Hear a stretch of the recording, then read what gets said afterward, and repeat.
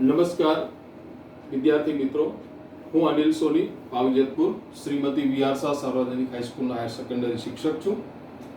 મિત્રો, આજે હું તમને તત્વજ્ઞાન વિષયના પ્રકરણ 2 દલીલોનું પ્રામાણ્ય નક્કી કરો. મિત્રો, આપણે 11મા ધોરણમાં તર્કશાસ્ત્રની વિવિધ વ્યાખ્યાઓ જોઈ ગયા.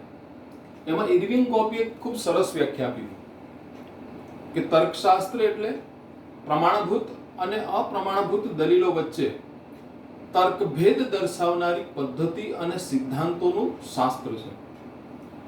મિત્રો, આ વ્યાખ્યાને ધ્યાનમાં લઈને આપણે 12મા ધોરણમાં દલીલોની પ્રામાણ્યતા સાબિત કરવાની છે અને આ દલીલોની પ્રામાણ્યતા સાબિત કરવા માટે એની જુદી જુદી પદ્ધતિઓ અને જુદા જુદા સિદ્ધાંતો એ 12મા ધોરણના શરૂઆતના પ્રકરણોમાં આવે છે.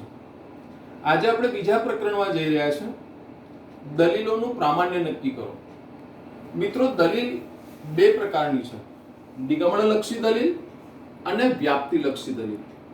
આ બંને પ્રકારની દલીલોનું પ્રામાણ્યતા સાબિત કરવા માટે ઇર્વિંગ કોપીએ જુદી જુદી પદ્ધતિ અને જુદા જુદા સિદ્ધાંતો આપ્યા છે. આપણે આ પ્રકરણમાં દલીલોની પ્રામાણ્યતા સાબિત કરવા માટે એની એક અદ્ભુત પદ્ધતિ છે, જેને કહીએ છીએ આપણે સત્યતા કોષ્ટકની પ્રત્યક્ષ રીત. વિદ્યાર્થી મિત્રો, સત્યતા કોઠાની પ્રત્યક્ષ રીત દ્વારા આપણે દલીલની પ્રામાણ્યતા સાબિત કરવા જઈ રહ્યા છે. મિત્રો, દલીલની પ્રામાણ્યતા સાબિત કરવા માટે કોઈ પણ દલીલ કાં તો પ્રમાણભૂત હોય છે અથવા અપ્રમાણભૂત હોય છે. પ્રમાણભૂત દલીલની વ્યાખ્યા અને અપ્રમાણભૂત દલીલની વ્યાખ્યા અલગ અલગ છે. મિત્રો, પ્રમાણભૂત દલીલ એને કહેવાય કે જે દલીલના આધાર વિધાનો સત્ય હોય અને ફલિત વિધાન પણ સત્ય હોય, તે જ દલીલને પ્રમાણભૂત દલીલ કહેવાય.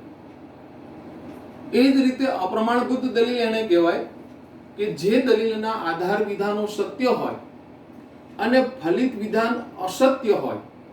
યાને કે અપ્રમાણભૂત દલીલમાં આધાર વિધાનો સત્ય હોય અને ફલિત વિધાનને સત્ય કહેવામાં વ્યાઘાત આવતો હોય, તેવી દલીલોને આપણે અપ્રમાણભૂત દલીલ કહીએ છીએ. અહીંયા આપણે દલીલોની પ્રામાણ્યતા સાબિત કરવા જઈ રહ્યા છીએ. સત્યતા કોષ્ટકની રીત છે. વિદ્યાર્થી મિત્રો, એક દલીલ હું બોર્ડ ઉપર લખું છું. એ દલીલની આપણે પ્રાતિક રજૂઆત કરવાની છે અને એ પ્રાતિક રજૂઆત કર્યા પછી જો એક કરતા વધારે આધાર વિધાનોની સંખ્યા હોય તો આપણે એને સમુચ્ચયકારકથી જોડવાના છે. બે આધાર વિધાનોને એક આધાર વિધાનમાં રૂપાંતરિત કરીને સત્યતા કોષ્ટકની પ્રત્યક્ષ રીતમાં આપણે દલીલના સત્યતા મૂલ્યો નક્કી કરવાના છે. વિદ્યાર્થી મિત્રો, દલીલોની પ્રામાણ્યતા સાબિત કરવા માટે એક વસ્તુ યાદ રાખવા જેવું છે. એમ કહેવાય છે કે કોઈ પણ દલીલ જો પ્રમાણભૂત હોય તો તે દલીલ અપ્રમાણભૂત સાબિત થતી નથી. એનો મતલબ એવો થયો કે સત્યતા કોષ્ટકની રીતમાં માની લો કે દલીલ પ્રમાણભૂત સાબિત થઈ જતી હોય તો એ અપ્રમાણભૂત સાબિત થતી નથી. એ જ રીતે જે દલીલ અપ્રમાણભૂત હોય એ દલીલ પ્રમાણભૂત સાબિત થતી નથી. એનો મતલબ એવો થયો કે સત્યતા કોષ્ટકમાં માની લો કે દલીલ અપ્રમાણભૂત સાબિત થઈ તો એ દલીલને આપણે પ્રમાણભૂત સાબિત કરતા નથી. તો આવો આપણે સત્યતા કોઠાની પ્રત્યક્ષ રીતમાં આપણે દલીલની પ્રાતિક રજૂઆત કરી અને એના સત્યતા મૂલ્યો નક્કી કરીએ અને સમજીએ કે આ દલીલ પ્રમાણભૂત છે કે અપ્રમાણભૂત છે. દલીલ છે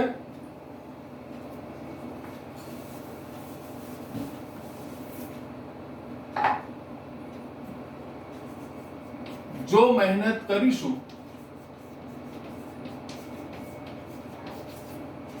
તો સફળ થઈશું.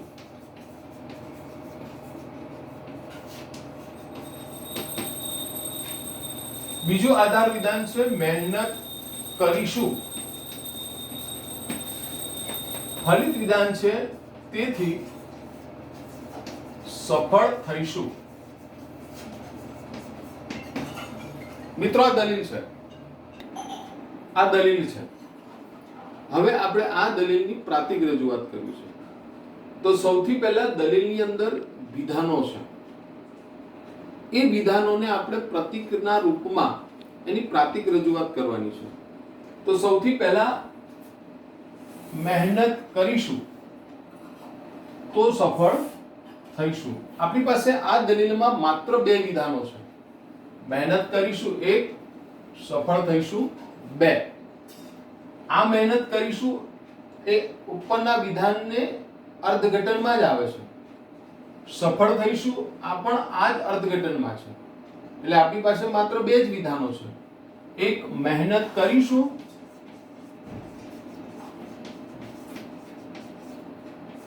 અને બીજું છે સફળ થઈશું. આ બંને વિધાનોની પ્રાતિક રજૂઆત કરવા માટે આપણે વિધાનપરક અચલનો ઉપયોગ કરવાનો છે. વિધાનપરક અચલ એટલે અમુક નિશ્ચિત વિધાન માટે વાપરવામાં આવતા પ્રતીકો, જેવા કે અંગ્રેજીના કેપિટલ A થી માંડીને Z સુધી. તો અહીંયા આપણે મહેનત કરીશું એના માટે અચલનો ઉપયોગ કરવાનો છે. દાખલા તરીકે મેં નક્કી કર્યો A, કેપિટલ A, મહેનત કરીશ. સફળ થઈશ એના માટે મેં નક્કી કર્યું B, કેપિટલ B. બંને વિધાનપરક અચલો છે. આપણા પ્રથમ વિધાનની અંદર મહેનત કરીશ એના માટે A, સફળ થઈશ એના માટે B અને વચ્ચે તાર્કિક કારક છે તો, જેને આપણે શરતી કહીએ છીએ. તો આની પ્રાતિક રજૂઆત આવી થશે.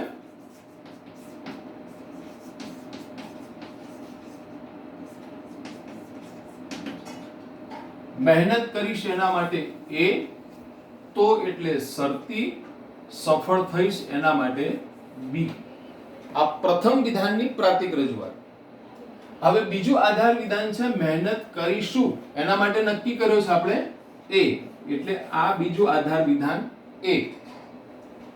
તેથી આને ફલિત વિધાન. સફળ થઈશું એના માટે નક્કી કર્યો છે B, એટલે તેથી B. આ થઈ ગઈ આપણા દલીલની પ્રાતિક રજૂઆત. વિદ્યાર્થી મિત્રો, આપણા દલીલોની પ્રામાણ્યતા સાબિત કરવા માટે પ્રાતિક રજૂઆતમાં જ્યારે આધાર વિધાનોની સંખ્યા એક કરતા વધારે હોય,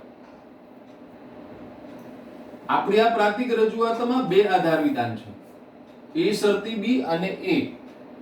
આ બંને આધાર વિધાનોને આપણે કમ્પલસરી સમુચ્ચય કારકથી જ જોડવાનું છે. ધ્યાન રાખજો, બીજું કોઈ પણ તાર્કિક કારકથી બે આધાર વિધાનોને જોડવાના નથી. માત્ર ને માત્ર સમુચ્ચય કારકથી બે આધાર વિધાનોને જોડીને એક આધાર વિધાન બનાવવાનું છે.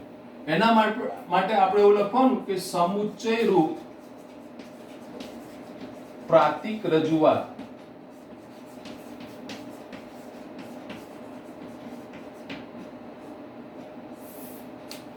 આ બે આધાર વિધાનોને જોડી દઈશું. નાના કૌંસમાં પહેલું વિધાન લઈ લઈશું, A શરતી B, નાનો કૌંસ પૂરો. તાર્કિક કારક આવ્યું સમુચ્ચય. બીજું આધાર વિધાન A છે, એને A જોડી દઈશું. એટલે બે આધાર વિધાનનું એક આધાર વિધાન થઈ ગયું, જેને આપણે શોર્ટમાં લખી દઈશું આ V, યાની કે આધાર વિધાન. હવે આપણી પાસે એક છે ફલિત વિધાન. ફલિત વિધાન માત્ર એક જ હોય. કોઈ પણ દલીલમાં આધાર વિધાનોની સંખ્યા એક અથવા એક કરતા વધારે હોય અને ફલિત વિધાન માત્ર એક જ હોય. તો અહીંયા ફલિત વિધાન આપણું B છે, તો તેથી આ B વિધાન આપી દીધું. આને આપણે નામ આપી દેવાનું આ ફલિત વિધાન. ઓકે. હવે આ આધાર વિધાન અને આ ફલિત વિધાનને લઈને સત્યતા કોષ્ટકની પ્રત્યક્ષ રીતમાં આપણે હવે દલીલોનું પ્રામાણ્યતા સાબિત કરવા જઈશું.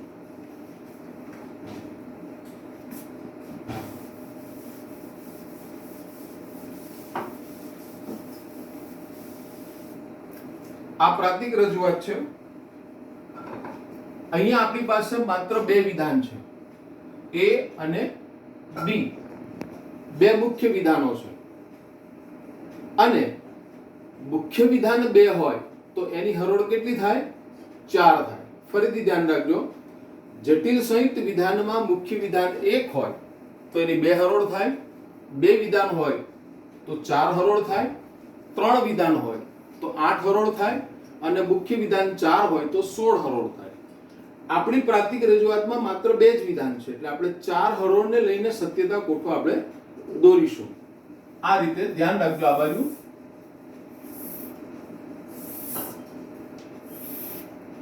પહેલામાં A, બીજામાં B, આ બંને ઘટકરૂપ વિધાનો છે.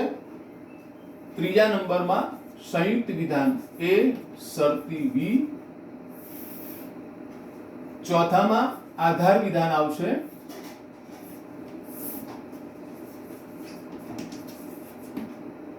નાના કૌંસમાં A શરતી B સમુચ્ચય A, અને પાંચમા નંબરમાં ફલિત વિધાન આવશે. માત્ર B. ઓકે, આ થયો આપણો સત્યતા કોઠાનો પહેલો ફર્મો.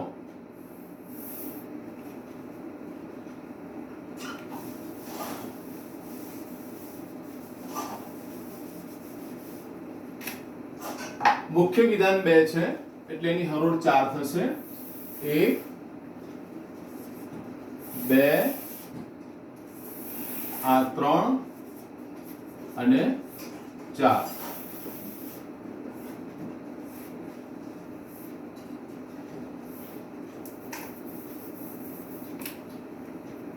હવે પહેલા સ્તંભ અને બીજા સ્તંભમાં બંને ઘટકરૂપ વિધાનો છે, સાદા વિધાનો છે.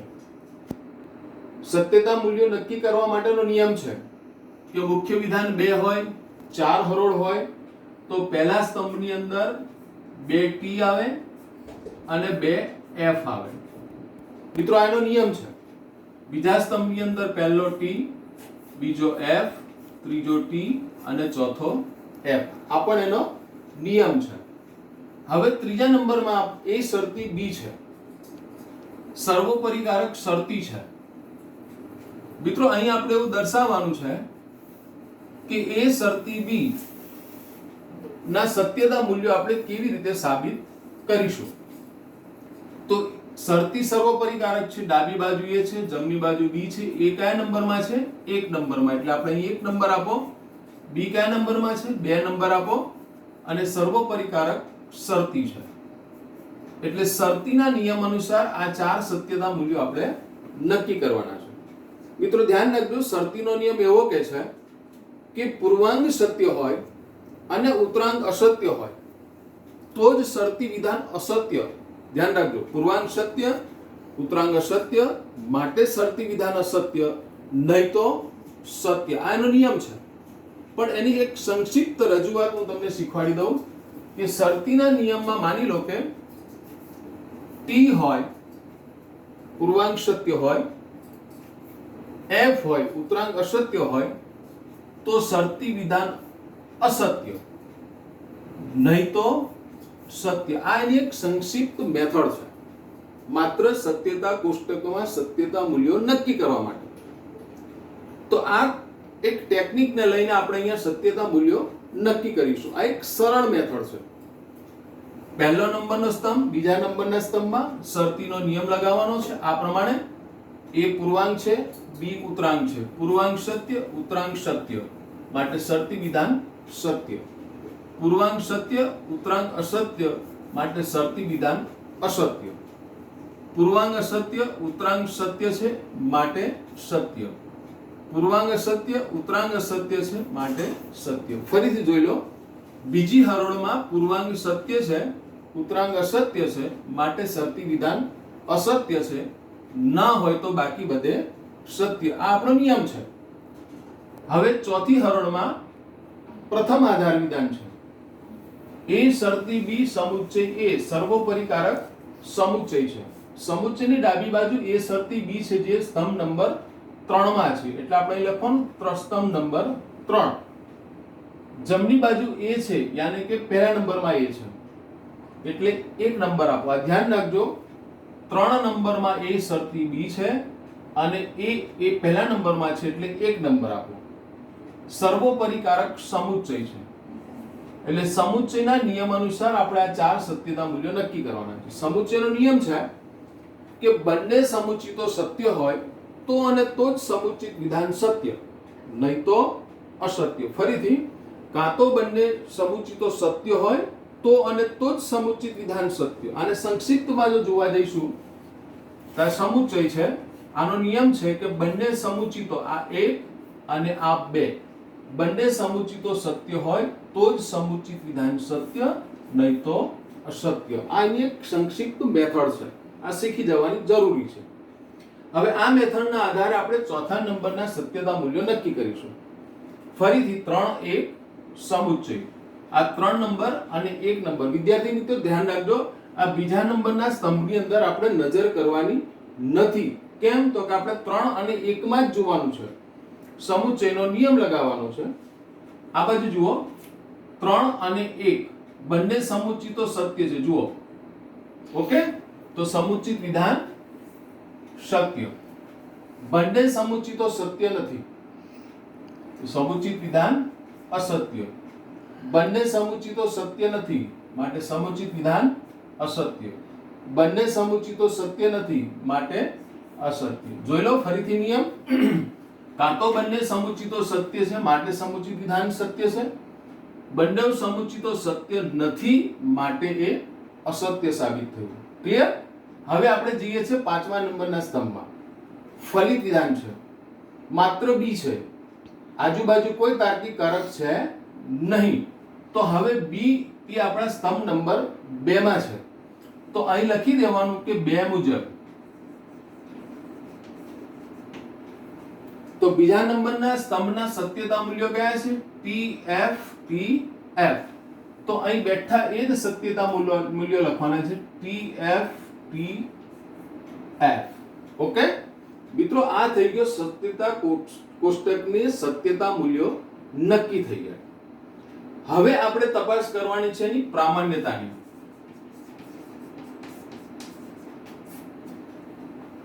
તો અગાઉ મેં તમને કીધું કે આપણે પ્રમાણભૂત દલીલ અને અપ્રમાણભૂત દલીલ. હવે બંને દલીલોમાં સૌથી પહેલી તપાસ કોની કરીશું એ આપણા માટે એક પ્રશ્ન છે. ધ્યાન રાખજો, ફિલોસોફી છે અને એમાંય લોજિક બની રહ્યા છે. કોઈ પણ દલીલ પ્રમાણભૂત હોય, દલીલ અપ્રમાણભૂત નથી. અપ્રમાણભૂત દલીલ એ પ્રમાણભૂત નથી. તો મિત્રો, કોઈ પણ દલીલની તપાસ કરતા પહેલા આપણે સૌથી પહેલા અપ્રમાણભૂતની તપાસ કરીશું. એટલા માટે કે કોઈ પણ વ્યક્તિ હોય, વસ્તુ હોય કે પદાર્થ હોય, એ સામાન્યતઃ એનો એક ગુણધર્મ એવો હોય છે કે એમાં ક્યાંક ને ક્યાંક એનો દુર્ગુણ જોવા મળે. સપોઝ માની લો કે વ્યક્તિ, વસ્તુ કે પદાર્થ જો સંપૂર્ણતઃ એ યોગ્ય હોય, સત્ય હોય, પ્રામાણ્ય હોય, તો આપણે એમાં અયોગ્યતા જોવાની જરૂર નથી. પણ આપણી આ દલીલ છે, વિધાનોની બનેલી છે. કોઈ પણ વિધાન કાં તો સત્ય હોય છે અથવા અસત્ય હોય છે. તો આપણે સૌથી પહેલા અપ્રમાણભૂતની તપાસ કરીશું કે આપણી દલીલની અંદર ક્યાંક આધાર વિધાન સત્ય અને ફલિત વિધાન અસત્ય જોવા મળે છે, એ તપાસ કરીશું. તો જુઓ મિત્રો, 4 નંબરના સ્તંભમાં આધાર વિધાન, 5 નંબરમાં ફલિત વિધાન. આ બે જ હરોળને આપણે જોવાની છે, ઓબ્ઝર્વ કરવાની છે. પ્રથમ હરોળમાં બંને આધાર વિધાન સત્ય છે, ફલિત વિધાન પણ સત્ય છે. બીજી હરોળમાં આધાર વિધાન અસત્ય, ફલિત વિધાન અસત્ય. ત્રીજી હરોળમાં આધાર વિધાન અસત્ય, ફલિત વિધાન સત્ય. ચોથી હરોળમાં આધાર વિધાન અસત્ય, ફલિત વિધાન પણ અસત્ય. ઇન શોર્ટમાં આપણને ચારે ચાર હરોળમાં કોઈ જગ્યાએ આધાર વિધાન સત્ય અને ફલિત વિધાન અસત્ય જોવા મળતું નથી. મિત્રો, એનો મતલબ એવો થયો કે આ દલીલ અપ્રમાણભૂત સાબિત થતી નથી. એનો મતલબ એવો થયો કે આ દલીલ પ્રમાણભૂત છે. આપણે અગાઉ જોઈ ગયા કે જે દલીલ અપ્રમાણભૂત નથી એ દલીલ પ્રમાણભૂત છે. તો હવે આપણે પ્રમાણભૂતની તપાસ કરવાની છે. તો મિત્રો, પહેલી હરોળમાં આધાર વિધાન સત્ય છે અને ફલિત વિધાન પણ સત્ય છે. આ બંને સત્યતા મૂલ્યો સત્ય છે. એનો મતલબ એવો થયો કે જો મહેનત કરીશ તો સફળ થઈશ, મહેનત કરીશ માટે સફળ થઈશ. આ દલીલ એ પ્રમાણભૂત છે. હવે એની પ્રામાણ્યતાની તપાસ કરવાની છે. આપણે એને વર્ણન કરવાનું છે, લખવાનું છે કે આ દલીલ પ્રમાણભૂત છે. તો કેવી રીતે?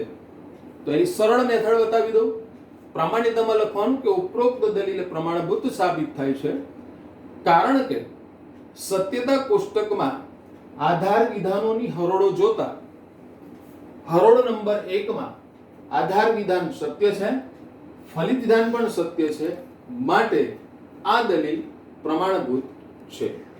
ઓકે મિત્રો, ધ્યાન રાખજો. આ દલીલોની પ્રામાણ્યતાને લગતા આપણે આ કોન્સેપ્ટને ક્લિયર કરવા જઈ રહ્યા છે. મને આશા છે, વિશ્વાસ છે કે મારી આ મેથડ તમને ગમી હશે. આપણા પ્રકરણ 2 ના મનોયત્નમાં દલીલોની પ્રામાણ્યતા સાબિત કરવા માટેનું એક મનોયત્ન છે. એ મનોયત્નને તમે આ મેથડથી ગણવાનો પ્રયાસ કરશો તો ચોક્કસ તમને આવડશે. ઓકે, બાય, ધન્યવાદ.